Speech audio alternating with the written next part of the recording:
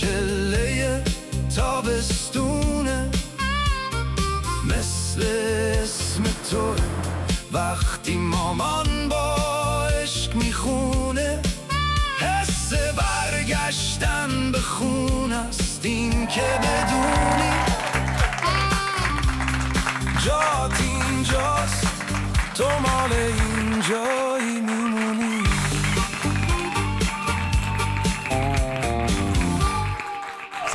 سلام، من سینا ولی‌الله هستم و با یکی دیگه از مجموعه برنامه‌های شنبه شبا از یوتیوب، اینستاگرام و این شبکه‌ها که این زیر می‌بینین در خدمت شما. این برنامه تقدیم میشه به همه جاویدنامانی که خانواده‌های داغدارشون حتی اجازه برگزاری مراسم برای عزیزانشون رو نداشتن. همراه ما باشید با برنامه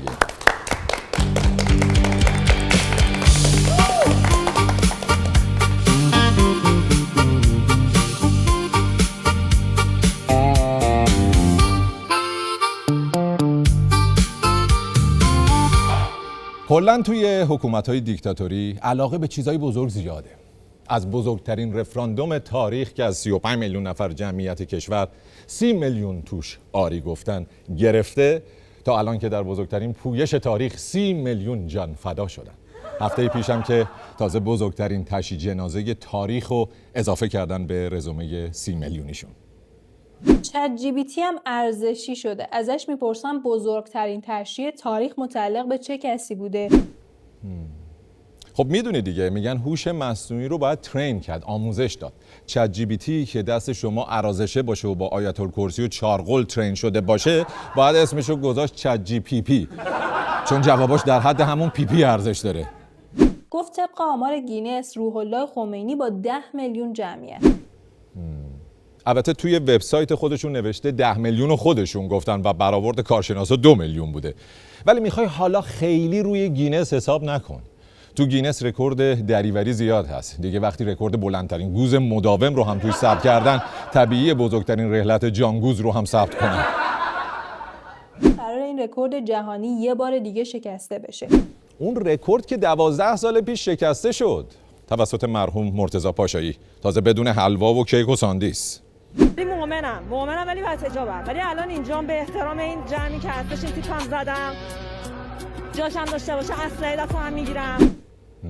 اسلحه نمیخواد دست بگیری، خیلی جیگر داری. اول اون چفیه‌ای که از ترس در و همسایه و فک و فامیل و دوستا آشنا بستی دور صورتتو باز کن، سلولای پوست دعوا بخورن، بعد برو به جنگ دشمن.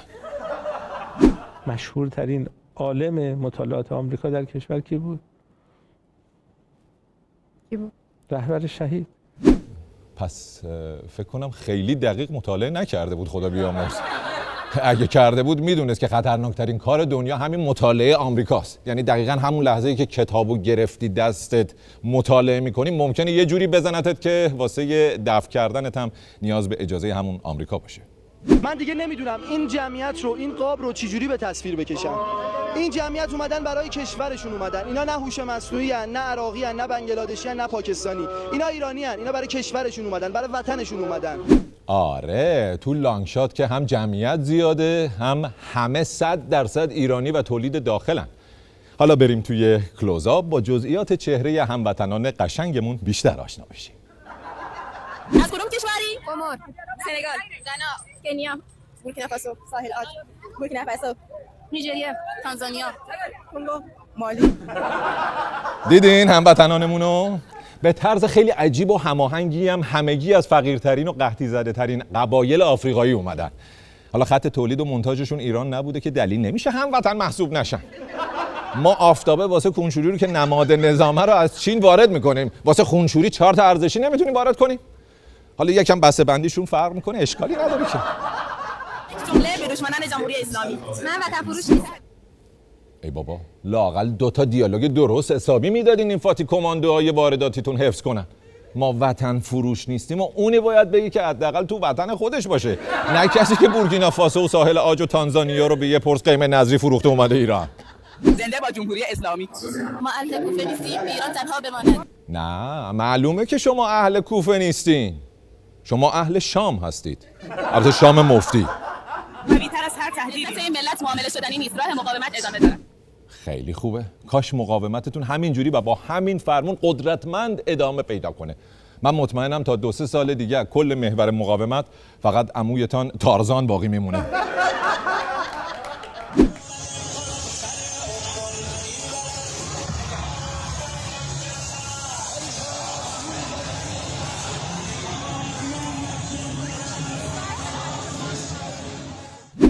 چیه؟ مگه شما آخوند رنگین کمانی ندیدی؟ خب حالا آخوند رنگین پوستم ببین. الان شما تیم ملی فرانسه رو نگاه کنید، نصف بازیکناش مهاجرن. اینا هم بازیکنای مهاجر تیم ملی حوزه علمی قم دیگه. بچه تهران نیستی؟ کوله پشته؟ بله شهرستان اومدم. از کدوم شهرستان اومدی؟ مازندران. قبلا میگفتن 100 بیشتر بدی طرف شهرستان هم میاد. الان معلوم نیست چقدر بیشتر دادن که طرف از شهرستان اومده.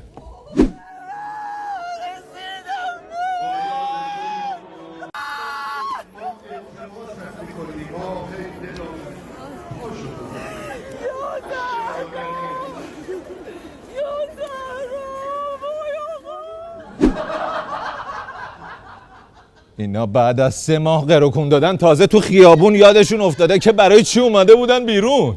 دعا میکردم میگفتم جون منو بگید بده به سید علی. چرا نگرفتی جون منو؟ من چه کار کنم؟ سید علی من بدون تو هیچ کاری نمیتونم بکنم. من زندگی من بودی تو همه کس من بودی. اینا بمیرم برای تو. آخه حالا اینکه یه پیرمرد 87 ساله بود دیگه عمرشو کرده بود. دلتو بذار کنار دل مادر کیان و تمام مادران داغداری که کنار بدن بیجان بچهشون تا صبح یخ گذاشتن تا شماها ندزدینش. ما انتقام رهبرمون از جونشون بگیریم. ما خون کثیفشون رو بریزیم. مرگ بر اسرائیل، مرگ بر آمریکا، مرگ بر منافق، مرگ بر وطن فروشا. دونه دونه چیه؟ کلن 2 تا دونن، یه ترامپ یه ناتانیاهو. منتها خب دونه های درشتی هن. ممکنه تو گلوتون گیر کنه. اگر مثلا مردم همه تمایل پیدا کردن که مشروب فروشی در شهر باشد پس بذاریم باشد، چون که اونها ناراضی‌اند و عصبانی میشن اگه ما اجازه بهشون ندیم. پس با اینه دیگه نفعش هم الان بیشتره. این میشه ایده شما؟ واقعا که دست خدا عیان شد، ایران دیگه مکان شد. تازه دلخوش به این مقدار نباشید. شیر کشخانه ها را آزاد می کنیم، دیسکو و کلاب راه می اندازیم. شما فقط بذارین ما بمونیم. قیصر تازه شروع کار بوده. لازم باشه 22 بهمن بعدی شکیرا وسط میدون آزادی برامون شیک هم میزنه. ما باید بگیم که آقا نظر اکثریت اگر بر یک امری تعلق گرفت، حتی اگر منافات جدی حتی اگر در تقابل 100% شد با مسلمات دین خدا، چیکار کنیم؟ چوب برداریم 60-70% مردم رو بزنیم؟ چوب؟ شما تا حالا دیدین حکومت مردم رو با چوب بزنه؟ کی؟ کجا؟ والا همیشه تا بوده باتون بوده و ساچمه و گلوله. بعد اگر 60-70% مردم رو زدیم، این 60-70% گفتن آقا جون ما این ساختار، این کشور، این حکومت رو قبول داریم، میخواییم این حرام رو انجام بدیم. چوب برداشتید اینا رو زدید، این 60-70% میگن حالا پس ما not only این رو قبول نداریم but also کل ساختارتو میکشیم پایین. not only کل ساختار رو میکشن پایین، بلکه تنبون هر کی که واسه ساختار مالک کشی کرده بوده رو هم میکشن پایین. یه جوری هم میکشن پایین که در سراسر کشور not only سبزی پلو با ماهی که but also باقالی پلو با گردن هم سرو بشه. بابا الان نیروی نظامی ایستاده برای امنیت کشور، نقد که به همه وارده. فقط نقدای شما یه مشکل کوچولو داره، اونم اینه که یکم شبیه نقدای استاد فراستی. آدم دوست داره این نقدهای تیز و برنده شما رو همون کاری باهاش بکنه که گلوی سیاوش به خنجر برید. گیر اینه که اون کسی که قبول نداره میگه بزن، پاسگاه بزن، سرباز بزن، ارتشی بزن، سپاهی بزن. چه اتفاقی افتاده که یه بخشی از جامعه به این مسئله رسیده؟ چه اتفاقی افتاده؟ هیچ. مردم یکم حساس شدن، زود رنج شدن. متاسفانه چشم ندارن ببینن یه عده کشورشون رو گروگان گرفتن، پول نفتشون رو میدوزن، خرج جای دیگه میکنن. مردم بدی داریم واقعا. قدر گروگانگیراشون اصلا نمیدونن. حاکمیت ما، نظام آموزشی ما، نخبگان ما نتوانستند بعد از دهه‌ها مفهومی به نام وطن رو تثبیت کنند. کار سختیه خب مفهوم وطن رو جا انداختن، اونم تو حکومتی که از سر تا پایین شجره‌نامه هر کی رو در میاری میبینی ریشش میخوره به هند و عراق و نجف و کربلا. من بیشترین انتقاداتم به 2 نفر بود، 2 نفر شخص حقیقی. سردار رادان بود، یکی سردار وحیدی بود. سردار رادان چرا؟ اون که دیگه الان بلاگر شده با وحید خزایی فیت میده. انتقاد داشتیم یه مدتی توی عمل کردها، اما این به این معناست که الان که اینا ایستادن دارن در برابر تجاوز مقاومت میکنن، من الان بگم که من یه نقدایی به شما داشتم، پس الان راضی بشم که شماها مثلا آسیب ببینید؟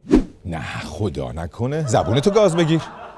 اینا اگه آسیب ببینن پس فردا که تظاهرات و اعتراضی چیزی بشه کی بیاد به مردم معترض آسیب بزنه؟ پس فروش های لاشی روحانیتی یه سرداریتی مرد شبیه که تهران گفته گو خوردم، سردار سسوت اومده شاید وسط شرقاس میدونه سنت سردار ما از اون اول گفت ما دست اونو ماشه است. بله سردار دستش رو ماشه، تو هم دستت رو خایه، ترکیب برنده یارین. حضرت عباسی 20 بار منو گرفته، من تو سلطان دخترخاله ایرانم، یه بار یه بی احترامی کسی ما نکرده. سلطان دخترخاله ایران بودی، الان با این ویدیو شدی سلطان عمه ننه های ایران. یه خبری که میدونم آرزوی قلبیته، لطفاً با همون اشکت ازت خواهش میکنم این بار جلوی اشکتو نگیر و جلوی دوربین اون خبری که اتفاق نیفتاده و تو آرزوی قلبیته بکن. آره جلوی اشکاتو نگیر. هرچند شما چه جلوی اشکتون رو بگیرید چه نگیرید، ما ولی اصلا نمیتونیم جلوی خندمون رو بگیریم. سخته، ما هممون الان شرایطمون شرایط ققنوسه دیگه، هی زخم میخوریم ولی سر برمیاریم از این آتیش ها. ققنوس که نه، ولی شرایطتون به کفتار خیلی شبیه الان. یه اون گفتید جانم فدای رهبر، جانم فدای رهبر، بعد فرستادین زیر موشک، خودتون الان کارناوال رو انداختید دارید با غمش تولید محتوا میکنین. جنوب لبنان سقوط کرده یعنی کار حزب الله تمومه. البته که نمیشه. آره بابا البته که تموم نمیشه، البته که نمیشه، البته که قرار بود جنگم نشه، البته که قرار بود مذاکره هم نشه، البته که قرار بود تنگه هرمزم باز نشه، البته که مثل همیشه گندگوزی کردیم. یکی از رفقا واسه من تصویری از روزنامه کیهان فرستاد مربوط به 18 سال قبل تقریبا 2008 میلادی که تیتر زده ایران 2025 در صف قدرت‌های برتر جهان. آخه صفش فقط متاسفانه این صف نونوایی بوده، از نفر جلویتون به این ور دیگه قدرت تموم شده به شما نرسیده. گزارشی بوده که شورای اطلاعات ملی آمریکا داده اون موقع، گفته آقا سال 2025 ایران وارد باشگاه ابرقدرت‌ها میشه. آخر ما نفهمیدیم این غربی‌ها چطور وقتی آفتابه میگیرن روتون میشن بنگاه دروغ پراکنی، وقتی ازتون تعریف میکنن میشن منبع معتبر. البته همین الان هم خیلی‌ها قبول ندارند که ایران وارد باشگاه ابرقدرت‌ها شده، حتی اگه غربی‌ها اعتراف کنن. بله بس که بخیلن. باشگاه ابرقدرت‌ها، منتها باشگاهی که دیگه تو لیگ دسته گندگوزان منطقه هم بازیش نمیدن. باید توپو برداره بره توی کوچه با باشگاه حزب الله لبنان و انصارالله یمن بازی کنه. به هر حال الان شما برترین تورم جهان رو دارین، کلفترین مفسدین اقتصادی که تبر گردنشون رو نمیزنه، کشنده ترین آلودگی هوا که سالانه هزاران نفر رو میکشه، سنگین ترین ترافیک، قوی ترین فیلترینگ. یه ابرقدرت چی دیگه باید داشته باشه مگه؟ به خدا این قرآن چیز خوبیه. اگر میگه این مذاکرات حرام، ممنوع، نه تنها بی نتیجه است، ضد نتیجه است. ما الان داریم مواجه میشیم با پدیده‌ای که شبیه اون لطیفه‌ای داره میشه که طرف وقتی خورد زمین برای اینکه ضایع نشه تا آخر داره با سینه‌خیز همینجوری میره.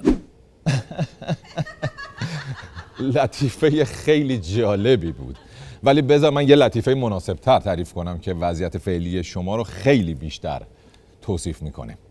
میگن طرف رفت شکار شیر، تیرش خطا رفت، شیره گرفت ترتیبشو داد. فرداش دوباره رفت شکار، دوباره تیرش خطا رفت، دوباره شیره گرفت ترتیبشو داد. 10 بار دیگه هم رفت، هر 10 بار تیرش خطا رفت و شیره گرفت جرش داد. باز بار 11 میره، باز دوباره تیرش خطا میره. این بار شیره بلند میشه میگه مردی که تو اومدی شکار یا کونت میخوره؟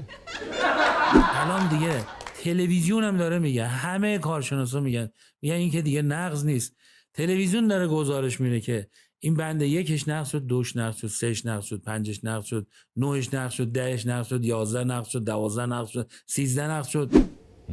خب این نشون میده که این دفعه برخلاف برجام عمو قالیباف آنچنان توافق محکم و استواری بسته که اگه حتی بزنه همه سران نظام به جز خودشو البته کتلت کنن بازم توافق نقض نمیشه. آقا این که دیگه نقض نیست که، این دیگه پاره پوره شدن یک دقیقه تفاهم دیگه، این نقض شد دیگه. نه آقا، پاره پوره شدن تفاهم نیست، این که پاره پوره شدن ما تحت شما هاست. شما برید واشنگتن رو اشغال بکنید، این سگ زرد و کتبسته بیارین پیش حضرت آیت الله آقا سید مجتبی خامنه ای. ایشون خواستن میبخشن، خواستن نمیبخشن، یه هر کاری خواستن میکنن.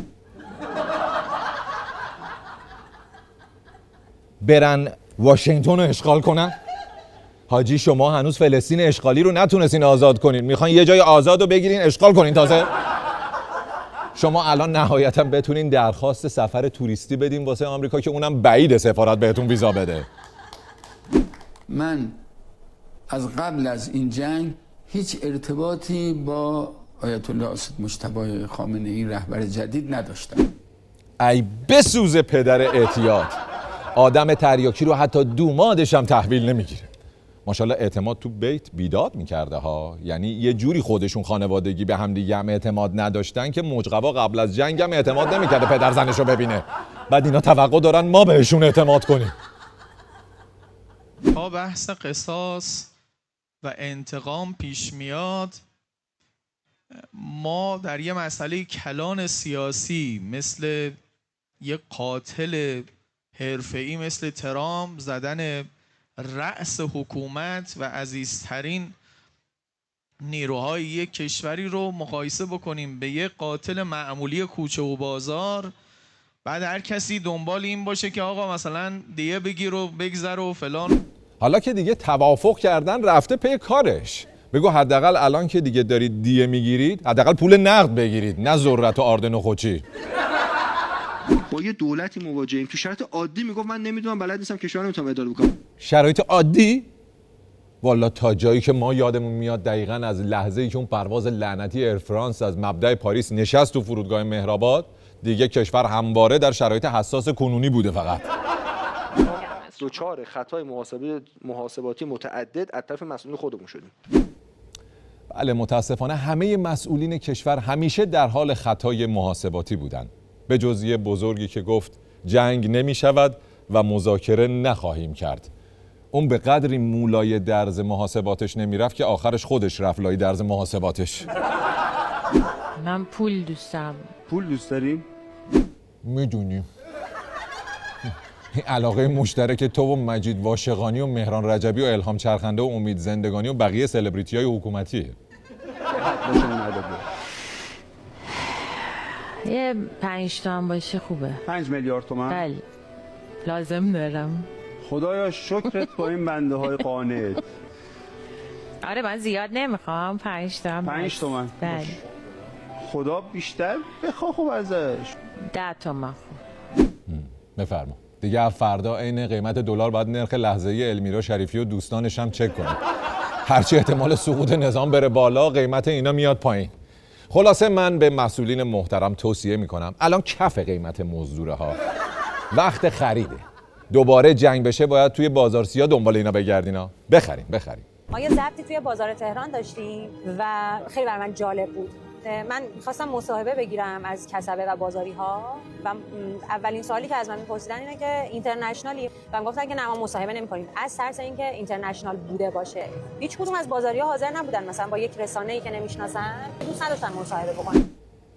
ابله جان اینکه مردم میگفتن حاضر نیستن مصاحبه کنن از ترس اینترنشنال نبوده. از ترس این بوده که مصاحبه کنن و سر و کارشون بیفته به بازجو خبرنگارای صدا و سیما. مردم ایران اتفاقا اون شکلی نیست که توی رسانه اینترنشنال در واقع نشونشون میدن و میگن که خب همه معترضن، همه کسبه، همه. نه بابا، ایران اصلا معترض نداره. شما همین تشییع جنازه رو ببین.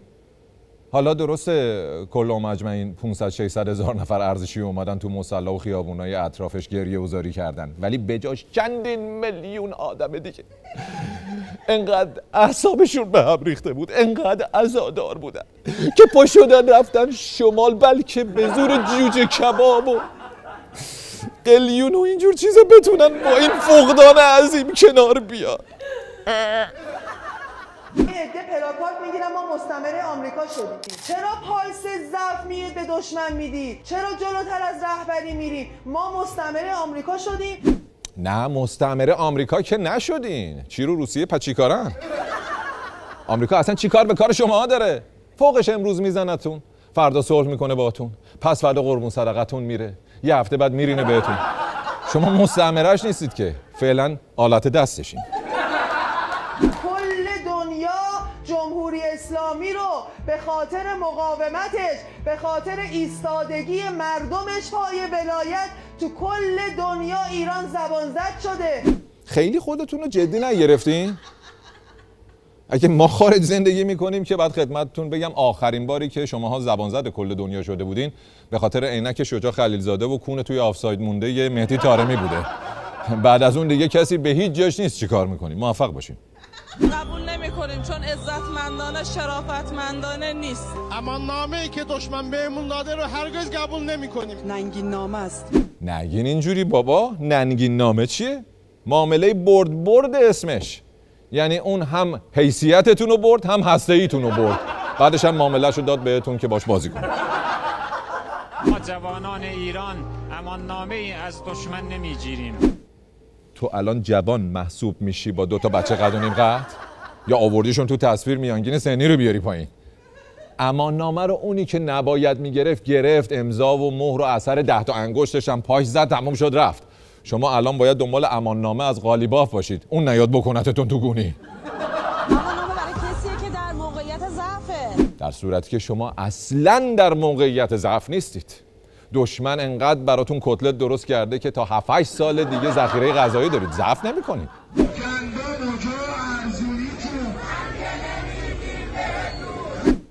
فعلا که متاسفانه باید بگیم گندم و جو جا کردن، تنگتونم وا کردن، ار کنی ارزشی جون علف نمیدیم بهتون.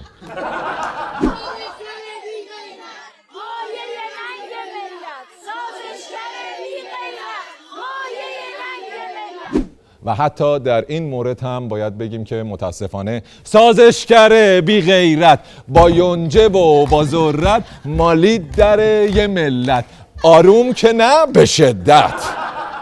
پالس ضعف آقایون رو ببینید، بلافاصله بعد صحبت‌های این مردک که برگشت گفتش اگر کیفیت ذرت و گندم آمریکایی خوب باشه میگیریم ازشون، خاک بر سرت. کم لطفی نکن، فقط گندم و ذرت نبوده که، کاه و یونجه با کیفیت هم بوده، فکر خورد و خوراکتون هم بودن بیچارا. میگه نه زمان شهید رئیسی هم شما رفتید مذاکره کرد. بله ما به اونا اعتماد داشتیم. ولی اون مرحوم به هیچ کی اعتماد نداشت. به راننده ماشینش هم میگفت اگه یه دفعه دیگه اینجوری رانندگی کنی من خودم میشینم. پاشو اصلا دفعه من باید خودم پشت فرمون بشینم. چرا اون موقع نمیگی که همسنفای شما کاری کردن که شهید حاجی‌زاده زمین بفروشه موشک بسازه؟ چقدر زمین داشته مگه تونسته باهاش این همه شهرک موشکی تو دل کوه و بیابون بسازه؟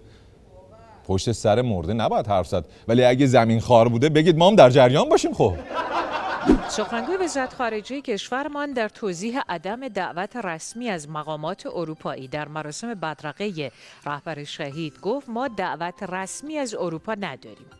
و دلیل این امر هم روشن است. کسانی که در این مراسم تشییع شرکت می‌کنند همگی افرادی هستند که در سمت درست تاریخ ایستادند. بعد فکر کردید اگه ازشون رسما دعوت کرده بودید الان سخنگوی اتحادیه اروپا با چادر مشکی افتاده بود سر خاک، ناخون میکشید تو صورتش و زجه میزد میگفت منم باهاش خاک کنین تو قبر. حالا خوبه پوتین هم که حکم پدرتون رو داره نکرد از طرف بچه‌های کاخ کرملین حداقل یه تاج گل براتون بفرسته. طرف‌های اروپایی متاسفانه هم در جنگ سال گذشته هم در جنگ اخیر در طرف باطل تاریخ ایستادند. قبول داریم واقعا. به خصوص بعضی از کشورهای اروپایی مثل اسپانیا که اصلا در طرف باطل که هیچی، دقیقاً کنار زباله‌دان تاریخ ایستادن. دوست داشتین آقای معین هم مثل شما ترک میداد برای این تیم؟ این سوال مسخره‌ایه که شما میپرسید. آخه معین چه ربطی به جام جهانی داره؟ برای همین مساوی نمی‌کنه. حالا تو خودت مگه به جام جهانی ربطی داشتی؟ نشسته بودی کنار خمره شراب داشتی شعرهای خیام و غرغره می‌کردی که دیدن هیچکس زیر بار خوندن یه همچین ننگاهنگی نمیره، سپردنش به تو. اصلا این کارتون خیلی کار زشتیه که به کسی که هیچ ربطی به جام جهانی نداره رو اینم لطفاً پخش نکنید. پخش نکنه؟ بابا حداقل به همون دوربینی که جلوش گو خوردی نگو گو خوریاتو سانسور بکنن. اینجوری رنگ و بوش بیشتر به چشم میاد. کسی که اصلا حضور نداشته، نقشی نداشته، جلوه‌ای نداشته، الکی میندازین وسط اسمشو. دفعه قبل این کاری کردین برای اینکه زیر سوال ببرین آهنگ ما رو. بابا ولمون کن، چی آهنگو ببرن زیر سوال؟ مرغ سحر که نخوندی، یه سلام فرمانده ورزشی خوندی که به جز خودت و قلعه نویی و فک و فامیلای بازیکنای تیم ملی کسی دیگه ای نشنیده. شما نه تو دیپلماسیش کمک میکنید نه تو جنگش. دیگه اذیت نکنید. حرف ترامپ هم اینجا قرقره نکنید. خوب نیست. تو دیپلماسی چه کمکی میتونستم بکنم؟ باید چیپس و ماست و مزه میخریدم براتون که تلخی جام زهر رو کمتر کنه فقط. بزن این مردم آرامش بگیرن. بزن این مردم به جمهوری اسلامی افتخار کنن. بذارید وقتی ما تو پولان هستن خونخواهی امام ما آزادی قدسه. والا تا الان که خونخواهی کردنتون در حد آزادی سیغه ساعتی تو میدون قدس بوده. هنوز تا آزادی خود قدس خیلی مونده. خدا نکنه مثلا رئیس جمهور کشورتون رو ترور کنن چیکار میکنین؟ یه راه اینه که بگیم باباتو میسوزونم، یه راه اینه که بگیم که خب انتخابات برگزار میکنیم رئیس جمهور جدید انتخاب میکنیم. خدایی نکرده نداره دیگه، خدا کرد. رئیس جمهورتون رو خرس خورد، یه جوری ریلکس و طبیعی با موضوع برخورد کردید که انگار مرحوم جزو طبقات پایین هرم غذایی طبیعت بود. حرف درسته، بالاخره خدا نکنه اتفاقی بیفته، بالاخره انتخابات جدید برگزار میشه رئیس. به جواب اون که نیست، اون باید بگیم یه کار میکنم تا پدر جدت تو قبر زوزه بکشه. فکر نمی‌کنید اگه این گندگوزی‌ها جواب میداد الان شما یه هفته از نجف و کربلا تا مشهد در حال زوزه کشیدن نبودین؟ فکر میکنم 3 یا 4 جای مختلف از ایشون دیدم که بیان میکنن که از بدن جدا شدن، ارتفاعی رو بالا رفتن و در اینترنت موجوده. اینها از شاید چند دهه پیش این رو چند بار گفتن. حضرت آقا رو میگی؟ سوپرمن بوده؟ بابا بذارید حالا یه 2-3 سال بگذره بعد شروع کنین داستانای باور نکردنی تعریف کنید از طرف. روحشو تو آسمون ببینید، عکسشو توی ماه رویت کنید، صداشو از فریزر یخچال بشنوید یا هر داستان علمی تخیلی دیگه‌ای که مد نظرتونه. فقط بذارید یه 2 سال بگذره حداقل واسه طرفدارای اسکول خودتون باورپذیر باشه. ورامین مبدأ قیام 15 خرداد مردان و زنان دلیرش تصمیم گرفتن که انشاءالله یک جایزه ای رو در نظر بگیرن برای کسی که ترامپ یا نتانیاهو رو بکشه. پس دیگه شما خودتون حساب کنید این آخوندا چقدر منفورن که مردم بدون هیچ جایزه و بسته تشویقی و بونسی واسه تک تکشون یه تیر چراغ برق گذاشتن کنار. جایزه اون فرد از طرف مردان و زنان ورامینی 100 کیلوگرم طلاست. 100 کیلوگرم طلاست. 100 کیلوگرم طلا دارن؟ مردان و زنان ورامین 100 کیلوگرم طلا دارن؟ خب اینو فروخته بودید زده بودید به زخم زندگی که الان جای ورامین داشتین تو ولنجک زندگی میکردین. که این کار انشاءالله از مردم ورامین قرار شروع بشه و ما مطمئنیم این کار سراسری و کشوری خواهد شد و جایزه اون فرد به 1 تن طلا خواهد رسید. بعد میگن آمریکا به چقی میگه 400 کیلو اورانیوم رو باید تحویل بدید. آقا شما از 100 کیلو طلای 18 عیار نمیتونید استفاده صلح‌آمیز کنید. بعد 400 کیلو اورانیوم 60% رو میخواید واسه تولید دارو؟ از نظر من کشورم اونی شده که میخواستم. جدی؟ اتفاقا ما هر روز داریم به کشور مد نظرمون نزدیک و نزدیکتر میشیم. یه 2-3 لایه دیگه ازتون حذف بشه میشیم یه کشور ایدئال. بله حکومتی، بله من افتخار میکنم، اصلا بنده پر پا قرص برای نظام جمهوری اسلامی جان خواهم داد انشاءالله. این شما هم دعا کنید این اتفاق بیفته. دعا؟ من که به این چیزا اعتقاد ندارم حاضرم واسه این یه مورد ختم انعام بگیرم. تو جان فدا کن، ما اصلا میریم اعتکاف. عفو رهبری، عفو رهبری، عفو رهبری. خب این عفو رهبری هم اگه شامل حالشون باشه هلما، من نمیگذرم. حکایت یارویی که مرد وصیت کرده بود واسش مشکی نپوشن، ملت توی ختمش میگفتن مرحوم گو خورد، ما به احترامش مشکی میپوشیم. از 9 اسفند، از اون صدای هله هله ها، از اون صدای سود زدن ها نمیگذرم. به درک. خب آخه تا 9 اسفند هموطنان بورکینافاسویی و ساحل عاجیتون هنوز توی گمرک بودن، گریه کن نداشتید. بعدم دیگه حالا شما کوتاه بیا. دوست و رفیق و همکار و سردار و رئیس مجلس و فامیل درجه یکش از این داستانا گذشتن دارن پاپکورنشون رو میخورن. تو هم پاپکورن دوست نداری؟ یونجه سکنجبین هم میگن جوابه. مگه نه بچه‌ها؟ خب به پایان خزعبلات این هفته رسیدیم. امیدوارم که مورد پسند شما عزیزان قرار گرفته باشه. دمتون گرم بابت کامنت ها و نظرات با ارزشتون که باعث میشه ما با انرژی بیشتری به کار ادامه بدیم. ما رو از یوتیوب و اینستاگرام دنبال کنید و تا شنبه شبای بعدی مخلص همگی.